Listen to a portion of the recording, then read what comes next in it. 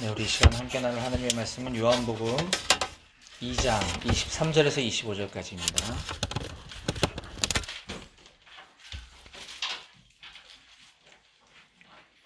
요한복음 2장 23절에서 25절입니다. 단기 선교 갔다 와서 목을 많이 쓰고 갔다 왔는데도 또 회사 강의가 막 밀려가지고 목을 많이 써서 살살 하려고 앰플을 들고 왔는데 찬양 인도까지 하게 될 줄 몰랐네. 갖고 오기 잘한 것 같습니다. 요한복음 2장 23절에서 25절까지 우리 세 절만 함께 한 목소리로 읽어보도록 하겠습니다. 시작. 유월절에 예수께서 예루살렘에 계시니 많은 사람이 그의 행하시는 표적을 보고 그의 이름을 믿었으나 예수는 그의 몸을 그들에게 의탁하지 아니하셨으니 이는 친히 모든 사람을 아심이요 또 사람에 대하여 누구의 증언도 받으실 필요가 없었으니 이는 그가 친히 사람의 속에 있는 것을 아셨음이니라. 아멘. 오늘 말씀에서 제가 기도하겠습니다. 좋으신 하나님 아버지 감사합니다. 우리에게 지난 한 주간 또 단기 선교를 통해서 하나님의 풍성한 은혜와 하나님의 일하심을 경험하고 또 우리의 믿음을 새롭게 다짐하게 되는 귀한 은혜의 시간을 허락하시니 감사합니다. 아버지, 우리가 오늘 이 시간 참으로 오랜만에 우리 사랑하는 강남 일지구 동역자들과 함께 이 새벽에 모여 우리가 기도하고 하나님의 말씀을 듣습니다. 이 시간 하나님께서 말씀해 주시고 이 말씀이 우리 각 사람의 마음을 변화시키고 우리의 믿음이 성장하는 귀한 시간 될 수 있도록 주님 친히 말씀하여 주시옵소서. 주님께 온전히 의탁드리며 감사드리고 예수님의 이름으로 기도했습니다. 아멘. 네, 우리 단기 선교에 참여하신 형제자매님들과 또 이곳에서 함께 중보로 같이 동역해 주신 우리 형제자매님들 너무 수고 많으셨던 것 같습니다. 우리 옆에 계신 분들과 앞에 계신 분들과 이렇게 인사했으면 좋겠습니다. 너무 수고하셨습니다. 네, 수고 많으셨습니다. 수고 많으셨습니다. 네. 네. 네, 우리 단기 선교의 큰 유익 중에 하나라고 한다면 아무래도 우리가 받은 은혜들을 이렇게 은혜를 간직하면서 우리의 믿음이 그걸 계기로 한 단계 더 이렇게 점프하게 되는 게 또 우리가 단기 선교를 갔다 오는 목적 중에 하나고 또 장점 중에 하나인 것 같습니다. 그래서 우리는 실제로 이 단기 선교를 통해서 그 이후에 갔다 온 이후에 훈련을 결단한다거나 또는 맨투맨을 또 신청한다거나 또 이런 일들을 우리가 흔히 많이 보게 되었습니다. 그런 것들을 많이 경험하게 되었습니다. 뿐만 아니라 공동체를 바라보는 눈이 달라지게 되고 우리가 공동체의 사랑과 부요함을 더 많이 그리워하고 또 이렇게 커지게 되는, 그래서 공동체에 참여하는 우리의 모습도 단기 선교 이후에 많이 달라지는 것들을 좀 보게 됩니다. 개개인마다 수많은 간증들이 나눠지고 또 그것들을 통해서 이 모임이 시너지가 나고 모임이 이렇게 운동력이 생기가 있게 되는 것들을 우리가 많이 경험하게 됩니다. 근데 좀 안타까운 거는 그럼에도 불구하고 이 은혜가 그렇게 오래 가지 못한다는 것도 우리는 경험으로 또 알고 있습니다. 그러지 않았으면 좋겠는데. 하지만 우리가 이제 더 이제 주님께 그것을 구하고 우리가 그렇게 이 시간이 지나면서 그 은혜가 식어지지 않도록 좀 각자 주님께 좀 이렇게 기도하면서 우리 믿음의 분량을 좀 더 이렇게 키워나갔으면 좋겠습니다. 예전에는 이게 뭐 한 3달 갔다가 식어졌다면 이제 좀 한 1년 아니면 2년 이렇게 평생 갈 수 있도록 우리가 그런 이 단기 선교의 은혜가 금방 식어지지 않았으면 좋겠다고 하는 좀 바람이 있습니다. 어쨌든 우리가 이 단기 선교를 가고 안 가고를 떠나서 우리의 매일매일의 일상 가운데서도 우리가 어떨 때는 은혜 받고 막 이렇게 충만했다가 어떨 때는 또 이렇게 확 다운돼서 낙심하고 막 그런 경우가 많이 있는 것 같습니다. 우리가 이런 이 신앙의 이 개개인의 그 업앤다운을 경험할 때마다 그런 연약한 나의 모습에 대해서 굉장히 실망하기도 하고 때로는 나의 이 믿음 없음을 나의 지금 현재 이 조금 충만한 이 상태로 인해서 내가 믿음이 좋은 것처럼 나 자신을 속이거나 아니면 내 자신한테 내가 속기도 하는 것 같습니다. 오늘 우리가 이렇게 앞에 읽었던 이 본문 말씀은 이 시간적인 배경으로 그 예수님이 6월절에 예루살렘 성전에 들어가셔서 성전을 청결하게 하시는 사건이 나오고 있습니다. 저는 지금 저희 양재 모임, 월요 모임과 새벽 기도에 이렇게 이어서 붙여서 지금 사복음서를 쭉 이어서 나누고 있는데, 지난 7월 달에 이제 제가 그 앞부분 저희 양재 월요 모임에서 나눴던 말씀이 성전 청결 사건인데, 저는 이거를 예수님께서 친히 성전이 되러 오셨고, 우리 자신이 성전이라고 이제 말씀하시기 위해서 이거를 표적으로 보여주신 예표하는 사건이다. 따라서 성전을 그냥 깨끗이 청소하는 정도가 아니라 성전을 파괴하신 그런 사건이다라는 의미에 대해서 잠깐 나눴던 적이 있습니다. 근데 22절까지 말씀이 이제 그러한 말씀이고, 지금 우리가 오늘 뒤에 읽었던 23, 24, 25절은 그냥 그 앞에 이렇게 묻혀서 그냥 지나가 버리는, 흘러가는 경우가 좀 많았던 것 같습니다. 그래서 저는 이 짧은 본문 통해서 이 믿음이 무엇인지 이 말씀해 주고 계시다고는 생각을 했습니다. 이 믿음이 과연 무엇인가. 그래서 요 23, 24, 25절 말씀 속에서 나의 믿음을 한번 돌아보고 예수님은 그런 나의 믿음을 어떻게 생각하고 계시는지, 어떻게 보고 계시는지에 대해서 우리 사랑하는 여러분들과 함께 말씀을 나누기 원합니다. 그래서 오늘 저희는 제목을 믿음이 있는 건가? 믿음이 없는 건가? 라는 제목으로 오늘 말씀을 좀 나누려고 합니다. 믿음이 있는 건가? 믿음이 없는 건가? 네. 그 앞부분에 그 성전 청결 사건, 성전 파괴 사건이 있는 그 성경의 본문은 그 시점은 13절에 보면 유대인들의 가장 큰 명절인 유월절이라고 소개하고 있습니다. 유월절에 일어난 사건이다라고 소개하고 있는데, 오늘 본문이 시작되는 23절에서도 마찬가지로 유월절에 있었던 이야기로 지금 기록을 하고 있습니다. 근데 앞에 13절에서 22절 말씀은 우리가 쭉 보시면 아시겠지만 그냥 예수님이 성전에서 화를 내시면서 유대인들과 논쟁을 하셨는데 유대인들이 그 예수님의 말귀를 못 알아들었다더라, 이 내용입니다. 근데 그 부분 읽어보겠습니다. 19절부터 21절인데요. 예수께서 대답하여 이르시되 너희가 이 성전을 헐라 내가 사흘 동안에 일으키리라. 유대인들이 이르되 이 성전은 46년 동안 지었거늘 내가 3일 동안 일으키겠느냐 하더라. 그러나 예수는 성전된 자기 육체를 가리켜 말씀하신 것이라. 여기는 이렇게 좋게 얘기하고 있지만 거기서 이제 막 격렬하게, 왜냐하면 다 때려 부시고 나서 한 이야기이기 때문에 이제 이런 일들이 있었는데, 오늘 23절에 보면 6월절에서 행하신 표적, 예수님이 행하신 표적을 보고 많은 사람이 예수님을 믿었다, 이렇게 지금 표현하고 있습니다. 뭔가 그 앞에 성전 파괴 사건과 지금 23절의 이야기는 좀 이렇게 연결이 매끄럽지 않은 것 같아 보입니다. 갑자기 막 부시다가 막 싸우다가 갑자기 무슨 마술사처럼 표적을 보이니까 사람들이 믿었더라. 이게 좀 이상하거든요. 자, 23절에서 6월절에라고 지금 시작하고 있는 그것은 13절에 나오는 그 6월절 날에라는 뜻이 아니라 6월절 절기기간 동안에라고 하는 뜻입니다. 원래는 6월절 절기기간 동안, 즉 6월절로부터 시작해서 무교절까지 이르는 그 7일 동안을 그 유대인들은 6월절 절기로 지키는 거죠. 그러니까 6월절 날 있었던 것은 앞부분의 성전 청결 사건이고, 그 이후에 7일 동안에 예수님은 그 예루살렘에 머무시면서 수많은 표적들을 행하셨고 그걸 본 많은 사람들이 예수를 믿었다라고 지금 얘기하고 있는 것입니다. 자, 그러면 예수님이 굳이 거기 일주일 동안을 머무시면서 성전을 파괴하셨는데 굳이 거기서 사람들에게 표적을 행하면서 사람들을 믿게 하신 이유가 과연 무엇일까? 왜 그렇게 하셨을까?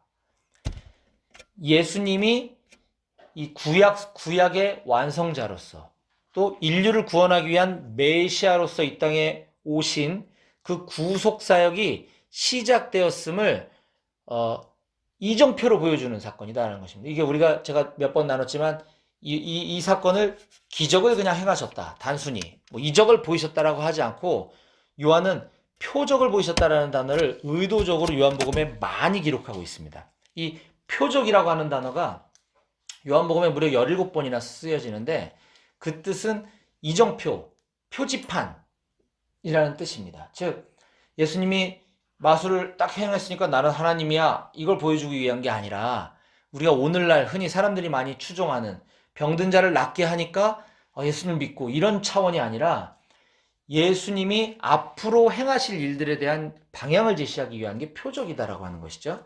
그 방향 제시한 걸 보고 사람들이 믿었다라는 것인데 과연 그 사람들이 그 예수님이 보이신 그 표적을 보고 앞으로 일어날 일들을 보면서 예수님을 믿었을 것이냐 아니면 우리가 상상하는 것처럼 그냥 그 놀랍고 신기한 일들을 보고 그냥 저 사람이 하나님인가 보다라고 믿었을 것이냐라고 하는 것이죠.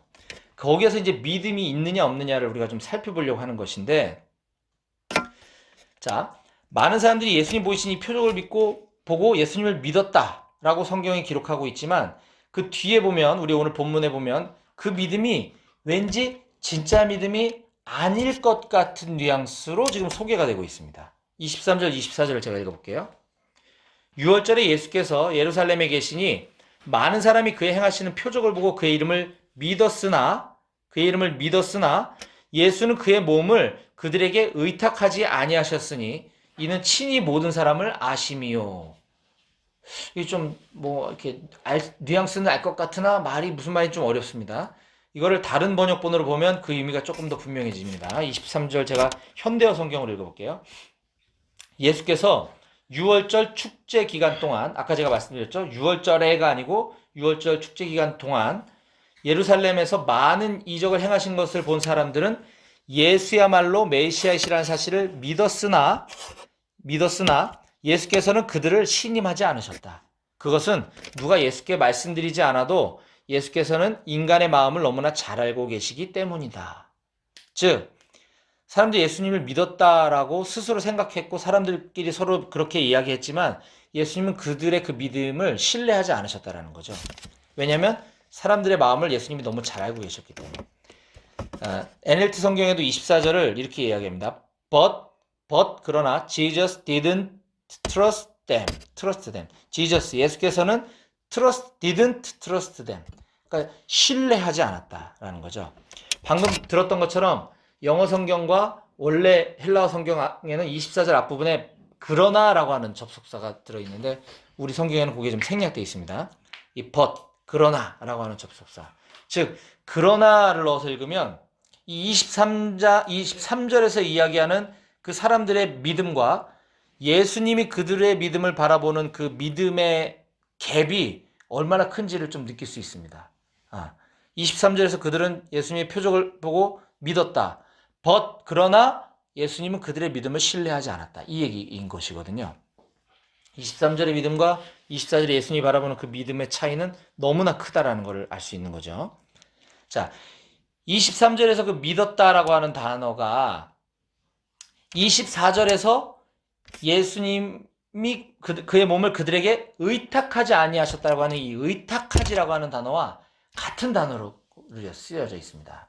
23절에 믿었다라고 하는 그 의탁하다라는 단어가 원래 시제로는 단순 과거 능동태 3인칭 복수 시제인데 자 이것만 기억해. 단순 과거 3인칭 복수 즉 그 복수 사람들의 그 믿었다 복수 그들이 믿었다 단순히 그냥 과거에 그런데 예수님이 의탁하지 아니하셨다라고 했을 때 그 부정에서 쓰신 그 믿음은 같은 단어이지만 시제가 다릅니다. 이게 미완료 능동태 3인칭 단수 즉 예수님 아까 23절은 사람들이 믿었다 하니까 복수고 24절은 예수님이 그들을 믿지 않았다 믿지니까 단수죠.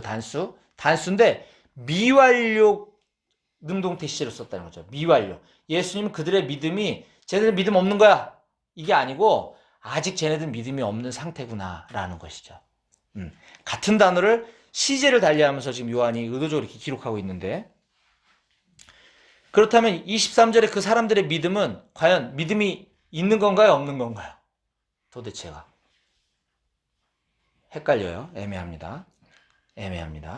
자, 근데 더 헷갈리는 건 그 앞부분에 예수님이 가나의 혼인잔치에서 물이 포도주가 되는 표적을 보이시고 또 이 성전 청결 사건을 보이셨는데 그 예수님의 제자들, 예수님이 직접 행하신 그 표적을 봤던 그 수제자들조차도 그 표적을 보고 예수님을 믿었다라고 23절처럼 성경이 기록하고 있습니다. 11절인데요. 11절. 예수께서 이 첫 표적을 갈릴리 가나에서 행하여 그의 영광을 나타내심에 제자들이 그를 믿으니라. 똑같죠. 23절이랑. 예수님이 갈릴리에서 이 첫 표적, 물이 포도주 되는 표적을 행하여 그의 영광을 나타내시니까 제자들이 그를 믿었더라. 자, 그러면 그 제자들의 믿음은 그들의 믿음과 23절의 믿음과 달랐느냐? 이걸 한번 우리가 좀 살펴봤으면 좋겠는데 22절, 우리 오늘 본문 바로 앞에 있는 22절에 보면 이 요한은 지금 시간이 한참 흘러서 예수님이 부활하신 후의 제자들의 모습을 회상하면서 기록하는 게 22절입니다. 약간 이 시간차가 안 맞죠. 22절은 저 뒤에 가서 과거를 거꾸로 회상하는 장면인데 22절에 이렇게 기록합니다. 죽은 자 가운데서 살아나신 후에야 제자들이 이 말씀하신 것을 기억하고 성경과 예수께서 하신 말씀을 믿었더라. 그러면 아까 11절에도 믿으니라. 22절은 11절에 믿으니라는 표적을 행하신 걸 보고 제자들이 믿었고 22절은 저 뒤에 예수님이 죽었다가 부활하신 뒤에야 믿었더라. 이렇게 얘기하고 있는 거거든요. 그러면 11절의 제자들은 믿음이 있는 건가요? 없는 건가요? 아주 부족한 거죠. 네. 그러면 22절에서 믿음은 제대로 됐은 믿음일까요? 많이 좋아지긴 한 것 같지만 모르겠습니다.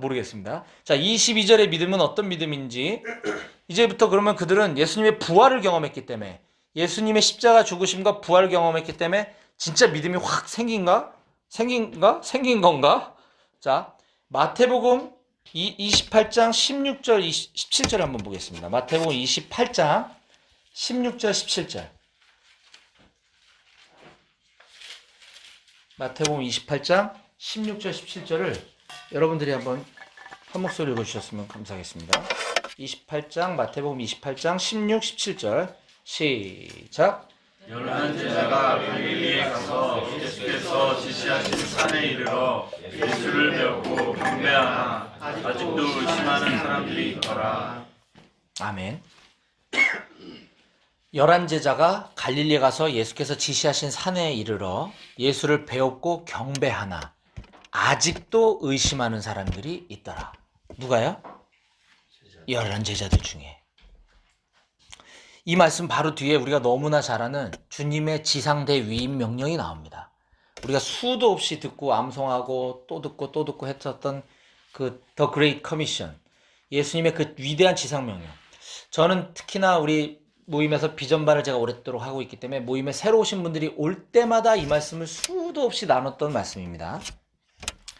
저는 이 말씀이 그 당시에 거기 모여있던 사람들한테만 예수님이 하신 말씀일까요? 오늘을 사는 우리들에게도 하신 말씀일까요? 이것만 주구장창 이야기하고 제가 묵상을 했는데 지금 이번에 말씀을 준비하면서 보니까 이 더 그레이트 커미션은 우리들 또 제자들 모든 사람들 뿐만 아니라 예수님이 생각할 때 아직도 의심하는 저 믿음이 없는 제자들조차도 그들에게조차도 예수님은 이 위임 명령을 주셨다고 하는 사실이 저에게 굉장히 큰 은혜가 되었습니다.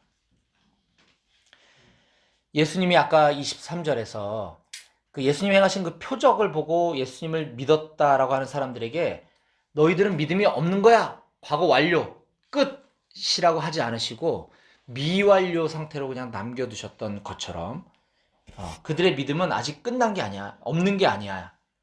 완전하지 않아도 언젠가 믿음이 자랄 거야. 라고 하는 그 예수님의 마음이 저는 오늘 본문에서 깨달아지게 된 것이죠. 마찬가지입니다.